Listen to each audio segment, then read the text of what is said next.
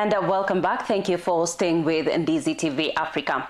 Now, in Nakuru, a youth group have raised concerns over the corruption rate, saying it limits their job opportunities and access to fair government recruitment. They called on emerging leaders to protect the interest of younger generation and ensure their full participation in national development. Opportunities, recruitment, nurses, teachers, and police officers.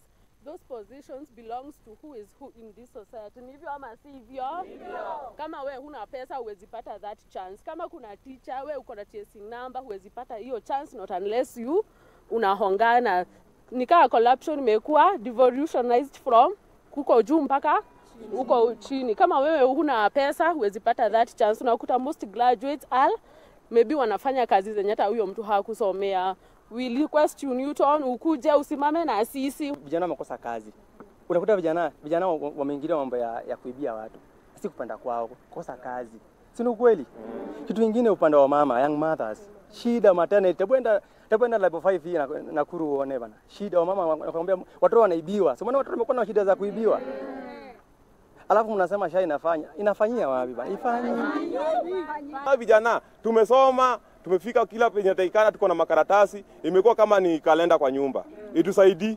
Tunapigana na mambo ya uongozi mbaya, tunapigana na mambo ya ya corruption, na kupitia mtu ambaye anaitwa Dr. Isaac Newton Kiniti ambaye amekuwa akitusaidia mambo ya vitambulisho na mambo ya mambo ya elimu na hata kusaidia wajane. Isaac oye! Isaac oye! Wapi kelele? And in Migori County, residents of Ododa Estate in Sunawest Sub-County, Migori County, have voiced strong opposition to the government's plan to evict them in order to implement an affordable housing project. The residents claim they have legally occupied and developed the land for over 4 decades, with many saying they purchased the plots and have lived there since. They accuse the government officials of failing to recognize their ownership rights and deliberately frustrating efforts to acquire proper documentation. The community now fears losing their homes and livelihoods, calling on the government to halt the planned evictions and engage them in a fair and transparent dialogue to resolve the land ownership dispute.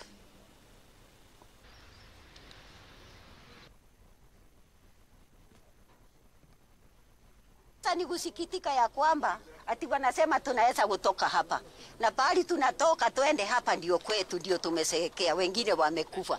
Sasa tunashindwa, kama hapa ndio tulijua ni kwetu, tunaambiwa tutoke twende kwetu wapi na hapa ndio tumesekea. Sasa hakuna mtu anaweza kuniandika kazi, nguvu sina, hata mnaona nimeongeza nguvu, sina nguvu hata ya kutembea. Sasa wakati naambiwa kama mimi niondoke, nani ataniandika kazi mzee kama mimi? Kama wanapenda kutooa, kama wana haki ya kutooa, watooe hapa. Hatutoki. We gave suggestions because that is part of our parcel, that can be used specifically for that, because again it will change the look and even how the town looks like and everything that comes with the benefits of affordable houses. And therefore that was approved, that specific parcel, so that we can develop that area, and the residents of Migori will use it for affordable houses. And moving on to matters sports, over 10,000 athletes from 41 different countries are expected to participate in this year's edition of the Great Chepsait Across Country, scheduled for December 6th in Tarbo constituency, Uasin Gishu County. Additionally, the event aims to earn, or rather to raise education sponsorship support for students from underprivileged families in the region. While speaking to the press, event overseer Farouk Kibet, who inspected the venue, expressed confidence that everything will be ready just in time for the run. Matarajio ya tarehe 6 Disemba saa 12 tumekuwa tayari. Course zote zimekamilika, mpango zinafika mwisho. Tunaanza tarehe 2 kuhakikisha kwamba tunatibu watu ambaye tunaita free medical katika sehemu hii. Target yetu ni wale watu 10,000. Zoezi tayari tutaambiwa na waandalizi wa Athletics Kenya mahali wakimbiaji wamefika. Lakini kwanza niseme ya kwamba Chepsaita the Great imeandaa huu mbio kwa sababu ya kufunza watoto. Napoongea na nyinyi sasa hivi tumelipa pesa kwa watoto shule 22. Watoto wawili, msichana na kijana. I'm going to sponsor them. Nitawapatia sponsor waende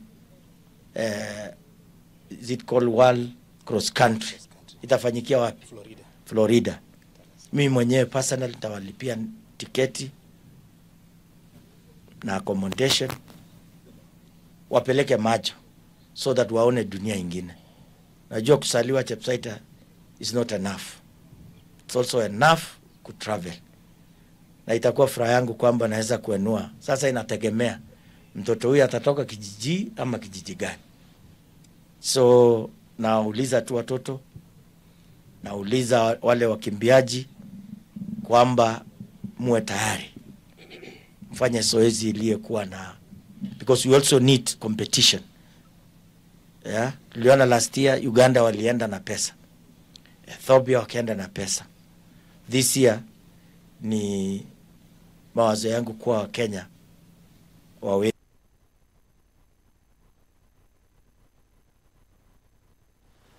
Well, those were a few of the stories that we had in store for you this evening. But just to mention that the news about Beryl Achieng Odinga, who is, or rather was, the late Raila Odinga's sister, did lose, or rather she died. And so far, many dignitaries have been mourning the loss of her, and also writing messages of condolences on that is via the social media platforms, including President William Ruto, who has sent his condolences to the family of the late Raila Odinga in regards to the death of Beryl Achieng Odinga, who is the sister to the late Raila Odinga.